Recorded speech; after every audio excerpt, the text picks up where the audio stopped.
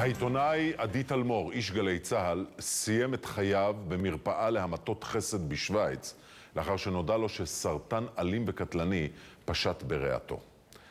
חבריו בגלי צהל הופתעו היום לשמוע את הידיעה על מותו, כפי שגם הופתעה חברתם, יעל דן.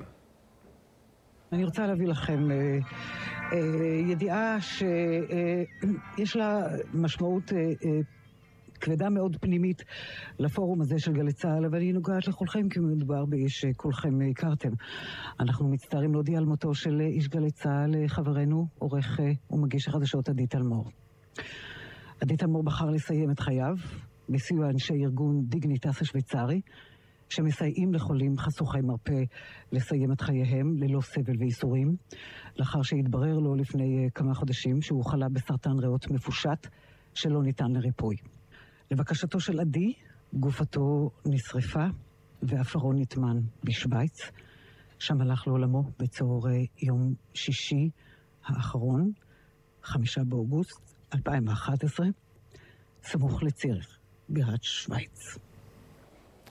תלמור בן 58 הותיר מכתב, ובו הוא כותב בין השאר: 58 שנים התנהלו חיי בנעימים ועל מי מנוחות, עד שכאבים עזים בצל היחזה אותתו. לא נשלם, אבל תם. תחנות הבריאות תחנו מהר והכריעו את הדין. סרטן קטלני מפושט בריאה הימנית. רק עוד כמה חודשי חיים, נקודה. מליקי אלין, נהניתי כמעט כל רגע בחיי הלא קצרים, ואני מודה לכל מי שהרעיפו עליי חיבה ואהבה, והיו לא מעט כאלו. כמו רבים מסביבי שחיבבתי ואהבתי עד מאוד. תודה לכם על הכל. יצחק מנור, אחיו של עדי תלמור, הביא היום לאולפן גלי צהל את ההודעה שעדי ניסח על דבר מותו. שלום עודד. יצחק, אני קודם כל שולח לך ניחומים.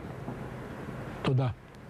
גם אתה הופתעת כמו כולנו. עדי עשה את זה בדרכו. באבחה אחת, יצר מצב חדש, אף אחד לא יודע שום דבר, הוא עם עצמו. הוא בגלל האופי הססגוני שלו הפריח כאן בתחנה, כמו שלמדתי, כל מיני רמזים עמומים, אבל אף אחד לא יודע שום דבר על עם מה שהוא מתמודד. גם אתה לא ידעת על מחלתו? ממש כלום. אז איך נודע לך על הפרשה הזאת כולה? במהלך סוף השבוע קיבלנו אימייל משוויץ, שבו אנחנו למדים שעדי מכוון אותנו לשכן שלו בבית, ומפנה אותנו לשקית שלפי דעתי היא תמצית האירוע. זו השקית שעדי בחר להראות לנו. תודה ולהתראות. זה עדי. ובתוך השקית הזאת יש עשרות מעטפות לכלי התקשורת, לבני המשפחה, מעטפות שמטבע הדברים עוד ייקח לנו זמן לקרוא אותם, להתעכל.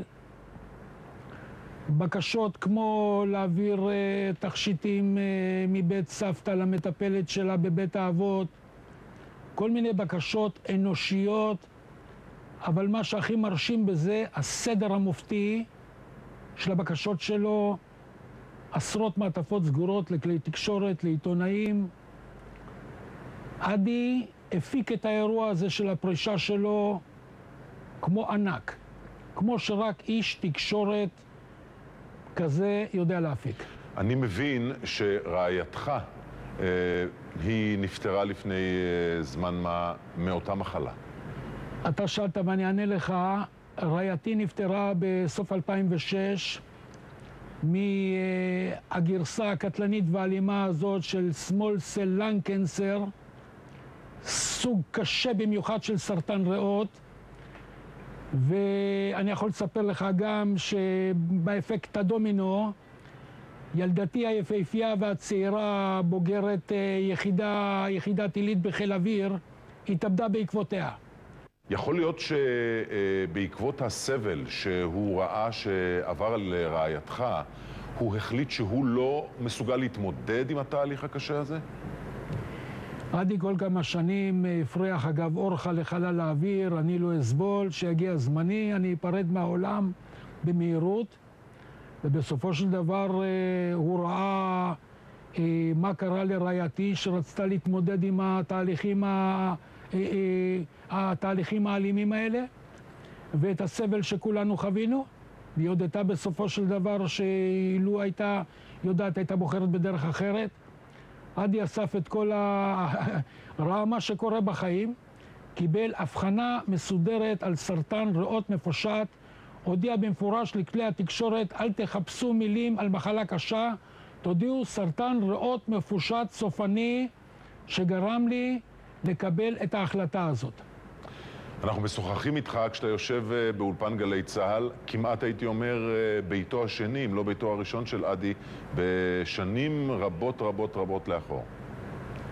גלי צהל היא בשביל עדי בית, מקום מגורים, משפחה, ולמעשה אם היית משאיר אותו פה במשך כמה שנים ולא מוציא אותו החוצה, הוא בכלל לא היה מרגיש בכלום.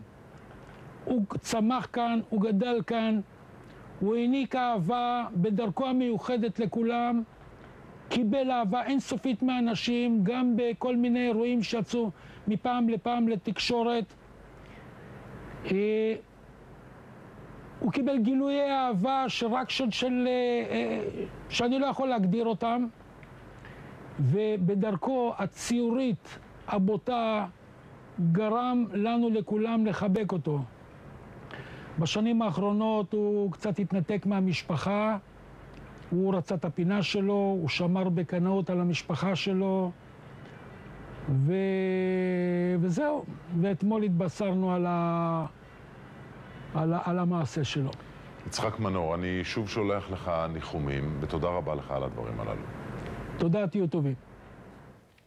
עדי תלמור, בן 58. עניין אחר לגמרי, נזמין לך את אלעד זוהר, שלום אלעד. כן, מעבר חד. מעבר חד מאוד, ואתה לוקח אותנו רחוק רחוק. נכון, אצלנו חם, אנחנו מרגישים